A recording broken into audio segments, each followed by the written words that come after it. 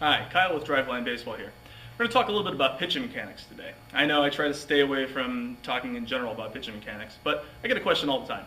What's the one thing that I can do to throw harder? What's the one mechanical thing I can do to throw harder? Well, if you saw that Matt Antonelli post on my blog, you'll know that I don't believe that there's one thing that you can do to throw harder, run faster, hit a ball farther, so on and so forth. You need to train very hard. It's hard work. But that's not the answer most people are looking for. We train very hard at Driveline Baseball. Most of our athletes are here 4 to 5 days a week, lifting, pushing a sled, throwing their bullpens, doing a lot of work, focusing on mobility. It's not always a lot of fun, but it does lead to some pretty good gains. But today we're going to talk a little bit about the one thing that we can focus on and how we train it. So, American Sports Medicine Institute, that's ASMI for everybody out there, has shown correlation between a lot of factors between low and high velocity pitches on pitchers that they studied in their lab. For guys who threw slower, they noticed that the trunk and the pelvis rotated slower than pitchers who threw at elite velocities, which is anywhere from 80 to 89 plus.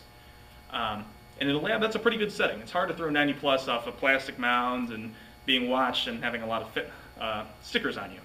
I know, we do all the testing here as well.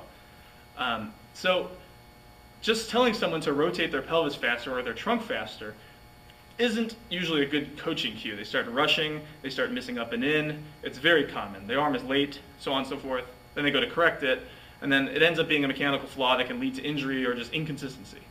So here's one thing that we do tell most of our guys who exhibit this mechanical flaw. It's usually guys who get to the balance position too early and think about tall and fall. So I'm not a big believer in the balance position, but I know a lot of people out there use it as a frame of reference, so we'll be talking about it that way. So when the guys get to the balance position here, they often leak forward by turning this hip and opening their pelvis too soon. Which happens is the shoulders start rotating too soon, and as a result, they're not getting the maximum stretch reflex from those contracted fibers. To put it simply, what they need to do is keep that front hip closed, keep that front foot closed, and rotate later in the cycle. So think about doing this and leading with the butt, just like Tom House talks about in The Art and Science of Pitching, a great book.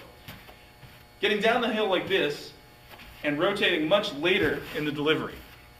You see it all the time in big league guys. They don't open up early. They're closed very late, and then it's a very controlled late explosion. That's what causes that extra oomph to that velocity.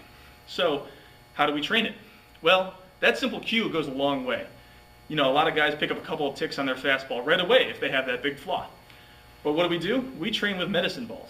And that's very important because it helps to train elbow extension, and it also helps them to realize the kinetic chain is their friend. So we do a lot of overhead slams, which you can see on our YouTube channel. And what it does is it helps them give tactile feedback to slamming the ball on the ground and seeing it bounce much higher. They learn that rotating later and using the kinetic chain in the correct sequence produces much more power. We do it with the rotational throws. We do it with the rapid change of direction, the 3-pound Danskin balls that we throw against the wall. It's a great way to train late pelvis rotation and build up a little bit of strength and speed strength while doing so. So I hope that helps, and by all means, it's not a one thing that's going to help you improve your fastball velocity, but it's something you might want to check next time you review your video of your pitching mechanics. Thanks a lot.